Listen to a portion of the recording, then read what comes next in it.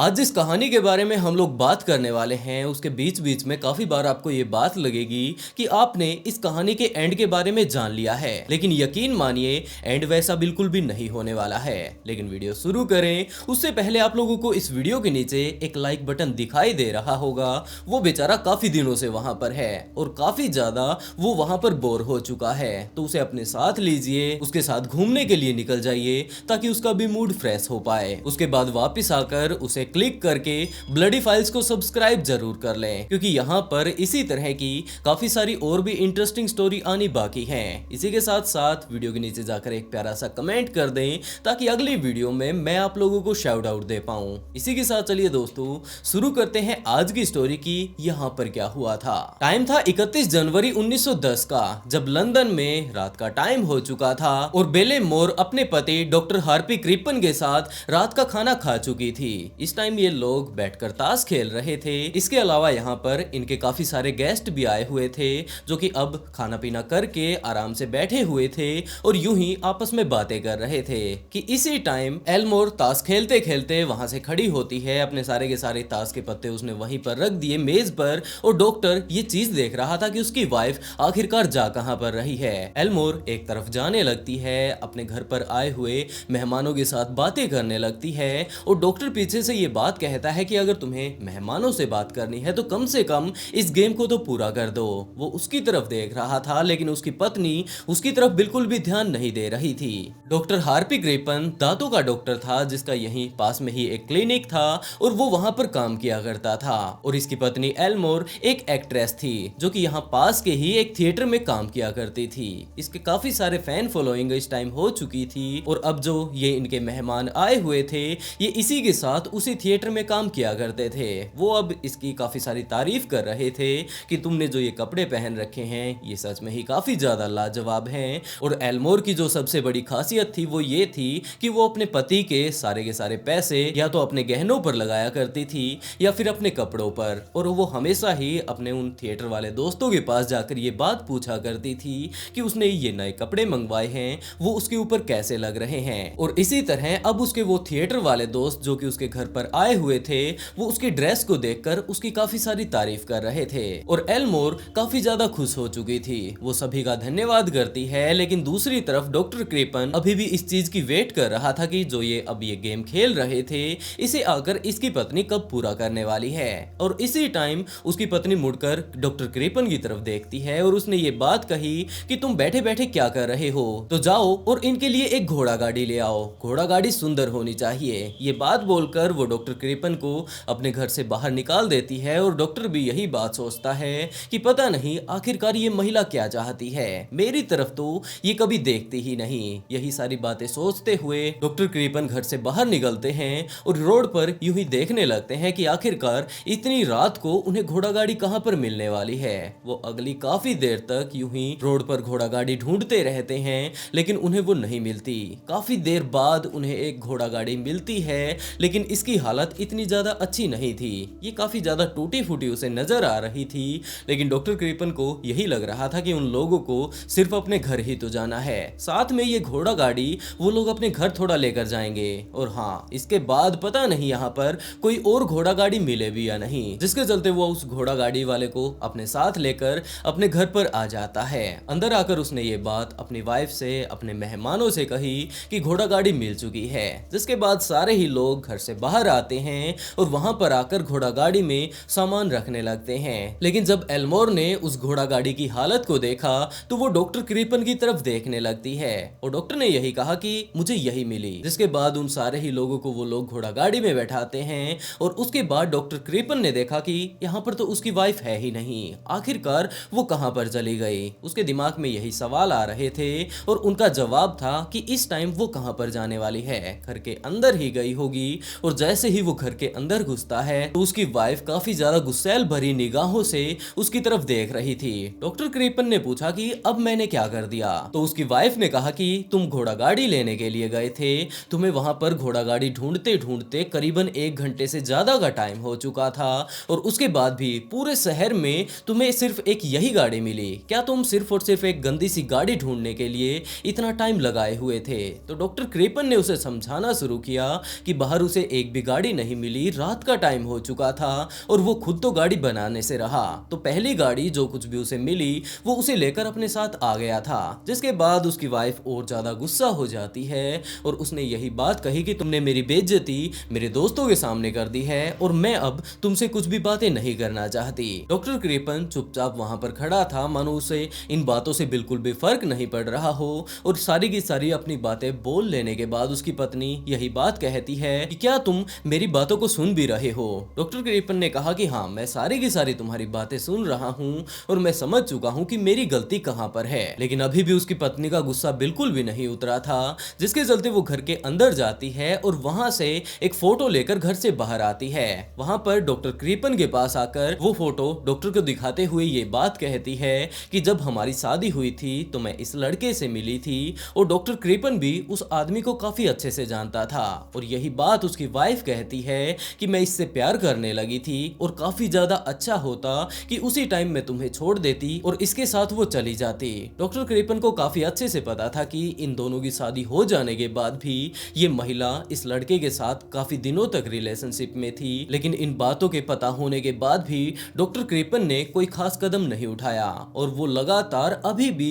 अपनी पत्नी को कोई भी खास जवाब नहीं दे रहा था। वो चुपचाप अपनी गर्दन नीचे किए हुए अपनी पत्नी की बातों को सुन रहा था और उसकी पत्नी इन सारी ही चीजों को देखकर कि डॉक्टर क्रेपन को अभी भी गुस्सा नहीं आया है, किसी भी तरह का ये मुझे अच्छा सा ऐसा रिप्लाई नहीं दे रहा है जिससे कि हमारी ये लड़ाई और ज्यादा आगे बढ़ पाए, तो उसे और ज्यादा गुस्सा आने लगता है और अब वो उससे ये बात कहती है कि अब काफी ज्यादा हो चुका है, ये रिश्ता मैं और ज्यादा आगे नहीं बढ़ा सकती और कल मैं तुम्हें छोड़कर जाने वाली हूँ। डॉक्टर क्रेपन अभी भी चुपचाप वहीं पर खड़ा हुआ था और नीचे गर्दन करके यही बातें कह रहा था कि चलो ठीक है, ये है वो है। मेन तौर पर वो उसके साथ डायरेक्टली बातें नहीं कर रहा था, जिसके बाद क्रेपन की वाइफ को उसके ऊपर और ज्यादा गुस्सा आता है और उसने अब डायरेक्टली ये बात कह दी कि अब तुम कुछ बोलोगे भी या नहीं। और ये बात अपनी पत्नी की सुनकर डॉक्टर क्रेपन ने अपनी वाइफ से ये बात कही कि क्या तुम विस्की लेना चाहोगी। ये बातें डॉक्टर क्रेपन की सुनकर उसकी पत्नी बिल्कुल हैरान रह गई कि वो कितनी ज्यादा सीरियस होकर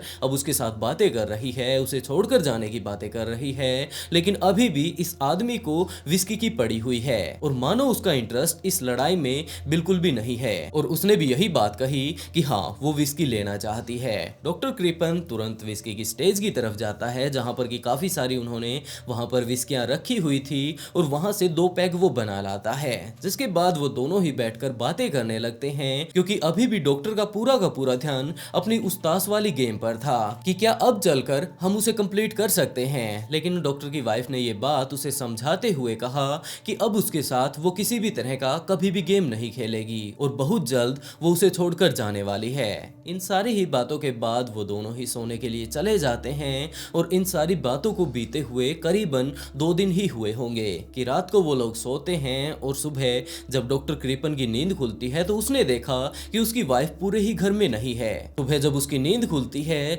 तो उसने देखा कि उसकी वाइफ तो यहाँ पर है ही नहीं। उसके बाद टाइम आता है 6 जुलाई 2010 का, जब एल्मोर की वो कमेटी जो कि उसके साथ डांस वगैरह किया करते थे उस थिएटर में वो पूरी ही कमेटी आराम से बैठी हुई थी और वो लोग अभी भी एल्मोर का इंतजार कर रहे थे क्योंकि एल्मोर अभी तक नहीं आई थी और वो लोग इसी बारे में सोच रहे थे कि पता नहीं, हो सकता है उसकी तबीयत खराब हो गई हो, अभी तक क्यों नहीं आई, हो सकता है उसे कहीं बाहर जाना पड़ गया हो और आखिरकार अभी तक वो क्यों नहीं आई क्योंकि वो यहाँ पर इनकी कोषाध्यक्ष थी और वही आगे का सारा प्रोसेस आगे बढ़ाने वाली थी। तो वो लोग यूं ही बैठकर जब बातें कर रहे थे इस कमेटी में कि उसी टाइम कोई आकर दरवाजे पर नॉक करता है और सारे ही लोगों ने राहत की सांस ली कि चलो आखिरकार वो आ ही गई। एक महिला ने जाकर दरवाजा जब खोला तो उन्होंने देखा कि सामने एक महिला आई हुई है। इस महिला का नाम एथल था और ये डॉक्टर क्रेपन की असिस्टेंट थी। वो महिला अपने साथ एक पैकेट लेकर आई थी, एक लेटर लेकर आई थी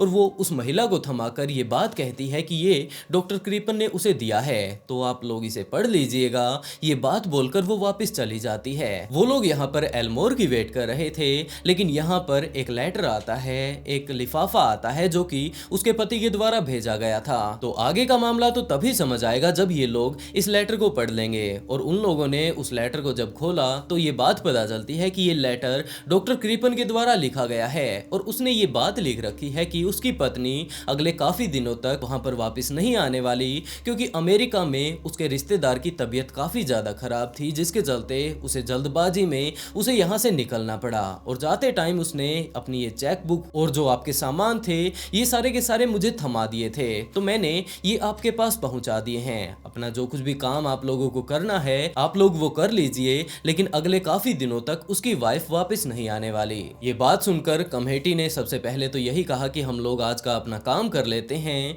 और उसके बाद वो लोग अपने काम पर लग जाते हैं। और उसके बाद लगभग 1 महीना बीत चुका था। इन सारी ही बातों को कमेटी वाले पिछले काफी दिनों से बातें कर रहे थे कि पता नहीं एल्मोर वापस कब आएगी। और इसी बीच वो बीच बीच में डॉक्टर क्रीपन से भी इस बारे में पूछते हैं, लेकिन डॉक्टर क्रीपन ने यही कहा कि उसकी पत्नी के उस रिश्तेदार की तबीयत हद से ज्यादा खराब थी। उनका करीबी कोई था भी नहीं, सिर्फ और सिर्फ उसकी पत्नी ही थी, जिसके चलते उसे वहां पर जाना पड़ा। और उसने यही बात कही थी कि उसे वापस आने में काफी ज्यादा महीने भी लग सकते हैं। यही बात सोचकर टाइम बीतता रहता है, 3 महीने बीतते हैं। और उसके बाद एक टाइम ऐसा आया जब उसकी वाइफ की, जहां पर वो काम किया करती थी, वो पूरा का पूरा जो एसोसिएशन उन्होंने बना रखा था उसकी सालगिरह थी, जिसके तौर पर उन्होंने इनविटेशन डॉक्टर क्रीपन को भी दिया। और उन लोगों ने यही अंदाजा लगाया था कि हमारी मेन मेंबर तो यहाँ पर है ही नहीं, तो डॉक्टर क्रीपन भी शायद यहाँ पर नहीं आने वाले। तो उन्होंने वैसे ही दिखाने के तौर पर डॉक्टर क्रीपन को इनविटेशन भेज दिया।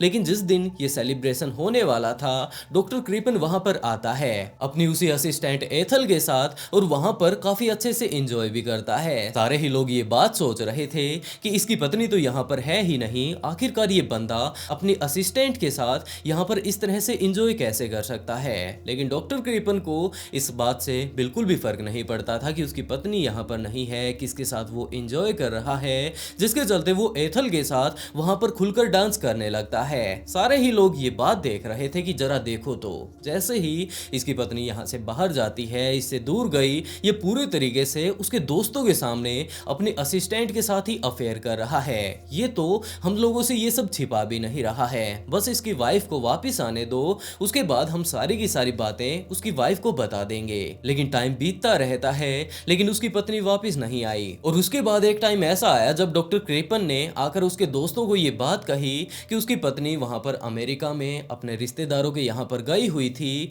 वहां पर वो बीमार हो जाती है और लगभग 2-3 दिन पहले उसकी मृत्यु हो गई। ये सारी की सारी बातें जानकर उसके साथियों को काफी ज्यादा अजीब लगता है कि सबसे पहली बात वो हमें बिना बताए ही यहाँ से चली गई, और आज के टाइम में ये आदमी हमें आकर ये बात कह रहा है कि वो अपने रिश्तेदारों के यहाँ पर गई थी, वहां पर उसकी तबीयत खराब होती है, वो बीमार हो जाती है और उसके बाद उसकी मृत्यु हो गई। तो जरूर हम लोगों को ये शक है कि इस आदमी ने उसके जाने के कुछ एक दिनों बाद ही अपनी असिस्टेंट के साथ ही अफेयर शुरू कर दिया था। तो हो ये भी सकता है कि जरूर इसने ही उसे मार दिया होगा, जिसके चलते वो लोग पुलिस वालों के पास जाते हैं, उन्हें जाकर पूरी की पूरी कहानी बताते हैं। और पहली नजर में तो पुलिस वालों ने भी यही बात कही कि हम लोग इस बारे में कुछ भी नहीं कर सकते, क्योंकि उसकी पत्नी विदेश में गई हुई थी, वहां पर पता नहीं उसके साथ क्या कुछ हुआ होगा। अब हम लोग अमेरिका तो जाने से रहे, हाँ हमारे देश का होता, हमारे शहर का होता, तो हम लोग पूरी की पूरी इन्वेस्टिगेशन इसके ऊपर करने वाले थे, और सिर्फ आप लोगों के शक के बिहाफ पर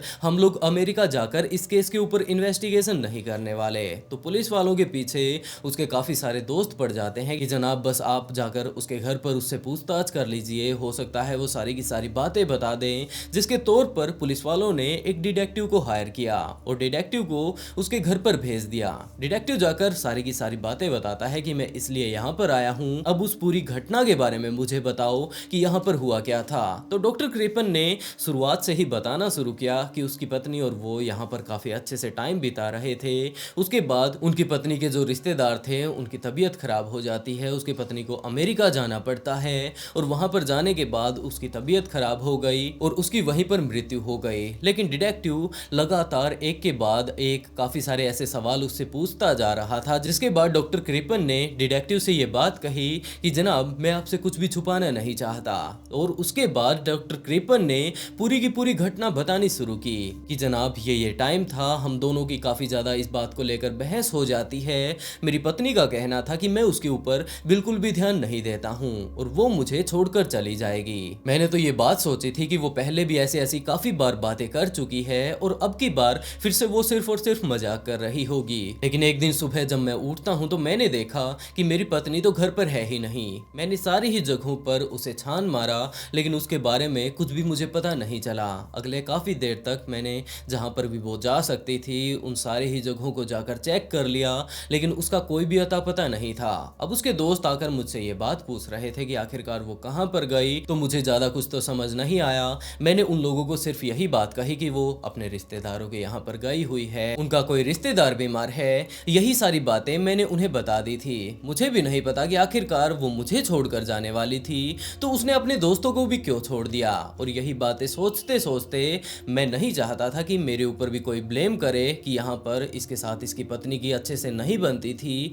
जिसके चलते इसने पूरे तरीके से उसे छोड़ दिया। और दूसरी तरफ बेइज्जती मैं अपनी पत्नी की भी नहीं करवाना चाहता था, जिसके चलते मैंने बीच का ये रास्ता निकाला कि वो तो अपने रिश्तेदारों के यहाँ पर चली गई है। डिटेक्टिव ने जब ये सारी ही बातें सुनी तो उसे विश्वास होने लगा कि हो सकता है डॉक्टर कृपन सच बोल रहा हो, लेकिन इस टाइम वो डिटेक्टिव था और वो भावनाओं में नहीं बह सकता था। जिसके तौर पर वो डॉक्टर कृपन को ये बात कहता है कि मुझे आपकी बातों पर पूरा विश्वास है, लेकिन एक डिटेक्टिव होने के नाते मुझे यहाँ पर इन्वेस्टिगेशन करनी होगी। और इसके लिए डॉक्टर कृपन भी तैयार हो जाता है। वो ये बात कहता है कि जनाब आप पूरी इन्वेस्टिगेशन कर लीजिए, जिस भी तरीके की आपको मेरी मदद चाहिए मैं आपकी मदद करने के लिए तैयार हूँ। और वो डिटेक्टिव पूरे ही घर को छान मारता है, लेकिन उसके हाथ कोई भी ऐसा एविडेंस नहीं लगा जिससे कि वो पता लगा पाए कि आखिरकार वो महिला गई तो गई कहाँ पर। और वो डॉक्टर कृपन को यही बात बोलकर कि मैं आपकी पूरी की पूरी समस्या को समझ चुका हूँ, वो महिला आज के टाइम में आपको छोड़कर जा चुकी है और इसके पीछे आप नहीं हैं, ये बात बोलकर वो वहां से जाने लगता है। लेकिन ये मामला एक मिसिंग पर्सन का था, जिसके चलते ये केस तो उन्हें समझ में आ चुका था, लेकिन वो इस केस को बंद नहीं कर सकते थे। और उन्होंने डॉक्टर कृपन से ये बात कही कि अगले काफी दिनों तक हो सकता है वो उसके पास पूछताछ के लिए आते रहें, तो वो बाहर कहीं पर भी ना जाए। तो डॉक्टर कृपन भी इस बात के लिए मान जाता है। और दूसरी तरफ वो डिटेक्टिव जब पुलिस वालों के पास जाकर ये बात पुलिस वालों को बताता है तो पुलिस वालों ने और डिटेक्टिव ने मिलकर एक ये सॉल्यूशन निकाला कि हम लोग ये बात एक न्यूज़पेपर में छाप देंगे कि जहां पर भी वो महिला है वापस आ जाए, आकर यहाँ पर लंदन में मौजूद किसी भी पुलिस स्टेशन में अपनी ये बात कह दे कि हाँ वो जिंदा है, पूरे के पूरे पुख्ता सबूत यहाँ पर हमें मिल जाएंगे और उसके बाद हम लोग इस केस को बंद कर देंगे। ये बात न्यूज़पेपर में डालकर उसे पब्लिश कर दिया जाता है, लेकिन अगले काफी दिनों तक वो महिला नहीं आती है। जिसके बाद बीच बीच में पुलिस वाले डॉक्टर कृपन के घर पर जाते हैं, वहां पर इन्वेस्टिगेशन करते हैं और इसी बीच पुलिस वालों को पता चलता है कि डॉक्टर कृपन तो अपने घर पर है ही नहीं। और पुलिस वालों को ये अंदाजा होने लगा कि हो सकता है वो बंदा यहाँ से भाग गया हो और इस केस के पीछे वही हो, जिसके तौर पर अब पुलिस वालों को ये बात लगने लगी थी कि वो बंदा हमें धोखा दे रहा है, इतने दिनों से हम लोगों को सिर्फ और सिर्फ गुमराह कर रहा था और हमें उसके घर की अच्छे से छानबीन करनी चाहिए। उस टाइम बोट काफी ज्यादा चला करती थी, पानी वाली शिप ज्यादा चला करती थी, जिसके तौर पर उन्होंने ये बात कही कि जो शिप अमेरिका की तरफ जा रही है उन सारी ही शिप को अच्छे से चेक करो, ये बंदा यहाँ से भागा है, हमें इसे गिरफ्तार करना है, ये एक कातिल है। पूरे के पूरे पर्चे वगैरह बनाकर उस टाइम छाप दिए गए थे। और दूसरी तरफ पुलिस वाले डॉक्टर कृपन के घर पर जा पहुंचते हैं। उनके घर पर पहुंचते ही दरवाजा वो लोग खोलते हैं और उसके बाद जितने भी पीछे पुलिस वाले उनके साथ आए हुए थे वो उस पूरे ही घर को अंदर तक छान मारते हैं। जितनी भी अलमारियां थी उन्हें खोल दिया गया, जितने भी कपड़े थे उन्हें बाहर निकाल दिया गया कि हो सकता है किसी अलमारी के अंदर कोई ना कोई हिडन रूम हो और वहां पर उस महिला को बंधक बनाया गया हो। इसी तरह उनके पूरे के पूरे घर को वो लोग छान मारते हैं, लेकिन वहां पर कुछ भी नहीं मिला। लेकिन वो पुलिस वाला अभी भी यहीं पर था और वो नीचे तहखाने में जाकर जब वहां पर इन्वेस्टिगेट कर रहा था, काफी सारे ऑफिसर पहले भी इस काम पर यहाँ पर लगे हुए थे कि उसने उसी टाइम देखा कि यहाँ पर एक चिमनी बनी हुई है। चिमनी के जस्ट आगे ही काफी सारी ऐसी ईंटें लगी हुई हैं जो कि बाकी ईंटों से मैच नहीं खाती हैं। जरूर इन्हें बाद में यहाँ पर सेट किया गया होगा, लेकिन बाद में यहाँ पर इसे क्यों सेट किया गया, जिसके तौर पर वो उन्हें नजदीक से लाइट जलाकर अच्छे से देखने लगता है और इसी टाइम उसे पता चलता है कि ये ईंटें बाकी ईंटों के बाद लगाई गई हैं, जिसके तौर पर वो उन सारी ही ईंटों को उखाड़ने लगता है उस चिमनी के चिमटे की मदद से और एक एक कर उसने काफी सारी ईंटों को उखाड़ दिया और ये बात अपने बाकी साथियों से कही कि यहाँ पर खोदना शुरू करें। वो पुलिस वाले वहां पर खुदाई शुरू कर देते हैं और जैसे जैसे वो लोग खुदाई करते जा रहे थे, लगभग 1 फुट उन्होंने खोदा, 1.5 फुट उन्होंने खोदा। उसके बाद एक काफी गंदी स्मेल यहाँ से बाहर निकलती है और वो स्मेल इतनी ज्यादा गंदी थी कि जितने भी पुलिस वाले यहाँ पर खोद रहे थे उन सारों की ही हालत खराब हो जाती है। वो लोग अपने मुंह पर कपड़ा रखते हुए, रुमाल रखते हुए वहां से तुरंत बाहर निकलते हैं। बाहर जाकर आराम से थोड़ी देर तक सांस लेते हैं और उसके बाद इंस्पेक्टर से ये बात पूछते हैं कि जनाब ये आखिरकार क्या था। जिसके बाद वो लोग कुछ एक देर बाद अपने आप को संभालते हुए वापस उस जगह पर जाते हैं और वहां पर जाकर उन्होंने देखा अच्छे से लाइट वगैरह जलाकर कि यहाँ पर इंसानी अवशेष मौजूद हैं। लेकिन जब वो लोग उस सारे ही इंसान को बाहर निकाल चुके थे तो उन्हें पता चलता है कि यहाँ पर एक तो इसकी खोपड़ी गायब है, दूसरे हाथ पैर की हड्डियां गायब हैं और इसके अलावा इसके शरीर में बहुत ही कम हड्डियां बची हुई हैं। मानो किसी डॉक्टर ने या फिर किसी सर्जन ने इसके शरीर को पूरे तरीके से काट दिया हो, इसके शरीर की सारी हड्डियों को बाहर निकाल लिया हो और जितने भी ये इंटरनल ऑर्गन्स उसके बचे थे उसे यहाँ पर अच्छे से दफना दिया हो। लेकिन आखिरकार ऐसा कौन करने लगा? ये सारी की सारी चीजें जब बाहर निकाल ली गई थी तो उन्हें पता चलता है कि इसके काफी बड़े बड़े बाल हैं जिसको भी यहाँ पर दफनाया गया था। इसके अलावा जो एल्मोर कपड़े पहना करती थी वही कपड़े यहाँ पर भी मौजूद हैं। और ये सारी चीजें देखते ही पुलिस वाले इस बॉडी को अपनी हिरासत में लेते हैं, जो कुछ भी वहां पर बचा हुआ था। और उसके बाद डॉक्टर क्रिपन की तलाश उन लोगों ने दूसरी तरफ शुरू कर ही रखी थी कि इस घटना के लगभग एक दिन बाद ही डॉक्टर क्रिपन भी उन लोगों के हाथ लग जाता है जो कि एक शिप में बैठा हुआ था अपनी उसी गर्लफ्रेंड के साथ और यहाँ से बाहर जाने की वो तैयारी कर रहा था। पुलिस वाले उसे पकड़ते हैं, अपने साथ पूछताछ के लिए ले आते हैं और वहां पर लाकर जब डॉक्टर क्रिपन से पूछा जाता है कि आखिरकार वो ये सब क्या कर रहा था, उसकी पत्नी कहाँ पर है और ये अवशेष किसके हैं, तो डॉक्टर ने कहा कि मैंने अपनी पत्नी को नहीं मारा है और इस बारे में मुझे भी नहीं पता कि ये अवशेष किसके हैं। पुलिस वालों को पता चल चुका था कि एक घर है जिसके अंदर सिर्फ और सिर्फ 2 ही लोग रहते हैं, एक को मार दिया गया है, दूसरे को ठिकाने लगा दिया गया है। तो ये सारी चीजें करने वाला कोई और नहीं होगा जबकि डॉक्टर क्रिपन ही होगा। और ये सारी बातें बोलकर उसे उठाकर कोर्ट में पेश किया जाता है और उसके ऊपर ये केस साबित हो जाता है कि उसी ने अपनी पत्नी को मारा है। लेकिन डॉक्टर क्रिपन अभी भी ये बात बोल रहा था कि मुझे इस बारे में कोई अंदाजा नहीं कि उसे किसने मारा होगा और मैंने तो उसे बिल्कुल भी नहीं मारा है। वो सिर्फ और सिर्फ वहां से चली गई थी और उसके बाद जब वो जा ही चुकी थी तो मैंने इस लड़की से प्यार करना शुरू किया था। हम लोग बाद में रिलेशनशिप में आ जाते हैं और मुझे नहीं पता कि आज के टाइम में जो उसकी पत्नी की ऐसी हालत हो चुकी है वो किसने की थी। लेकिन ये सारे मामला जब सामने आ चुका था तो डॉक्टर क्रिपन को फांसी की सजा सुनाई जाती है और उसके बाद उसे फांसी पर चढ़ा दिया जाता है। डॉक्टर क्रिपन अब अपनी जान गंवा चुका था और उसकी पत्नी के दोस्तों को भी ये बात लग रही थी कि जिसने उसके दोस्त को मारा उसे फांसी की सजा मिल चुकी है और शायद अब उनकी दोस्त को मुक्ति मिली होगी। ये सारी की सारी बातें सोचकर वो लोग इस केस से आगे बढ़ जाते हैं और डॉक्टर क्रिपन की उस लवर को यूं ही बरी कर दिया जाता है कि ये इस केस में बिल्कुल भी शामिल नहीं थी। यूं ही टाइम बीतता रहता है और उसके बाद टाइम आता है 2010 का, जब एक साइंटिस्ट बैठकर एक मैगजीन पढ़ रहा था और वहां से उसे इस केस के बारे में पता चलता है। उसके बाद वो इस केस के बारे में और ज्यादा डिटेल निकालता है और बाद में जाकर वो उस जगह पर भी जा पहुंचता है जहां पर कि उस महिला के अवशेषों को दफनाया गया था और काफी सारे ऐसे अवशेष मौजूद थे जिन्हें कि एक जगह इकट्ठा कर लिया गया था क्योंकि इसके ऊपर केस चला था और उसके बाद किसी ने उसे संभाला ही नहीं। तो वो साइंटिस्ट वहां पर जाता है, वहां से उसके शरीर के कुछ एक हिस्सों को लेता है और उसके बाद एल्मोर की 2 भतीजियों को जाकर ये बात बताता है कि कुछ इस तरह का केस घटा था और उसकी भतीजी भी कहती है कि हाँ हमें इस बारे में काफी अच्छे से पता है। तो उस साइंटिस्ट ने कहा कि मैं इस केस के ऊपर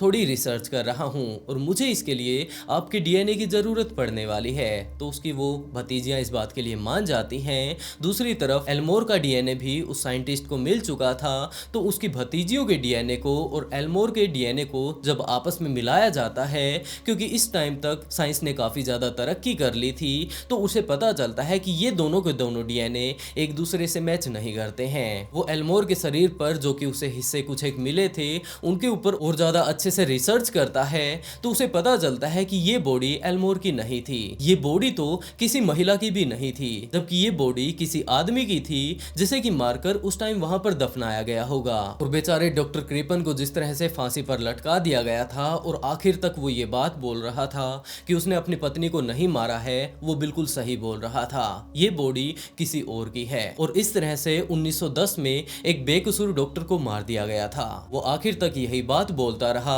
कि उसने ये सब नहीं किया है, लेकिन किसी ने भी उसकी बात नहीं मानी। वैसे दोस्तों, आप लोग इस केस के बारे में क्या कहना चाहेंगे कि अगर वो डेड बॉडी एल्मोर की नहीं थी और किसी आदमी की थी तो वो वहां पर कैसे आई और आखिरकार उसका कातिल कौन होगा? अपनी राय कमेंट बॉक्स में जरूर बताइएगा। और इसके साथ साथ अगर वीडियो अच्छी लगी हो तो वीडियो को लाइक कर चैनल को सब्सक्राइब जरूर कर लें, क्योंकि इसी तरह की काफी सारी और भी ट्विस्टेड कहानियां आनी बाकी हैं। और इसी के साथ दोस्तों, आज का शाउट आउट तिरुपति को and write a beautiful comment to get a shout out in next video. बहुत जल्द मिलते हैं एक और नए ट्विस्टेड केस के साथ।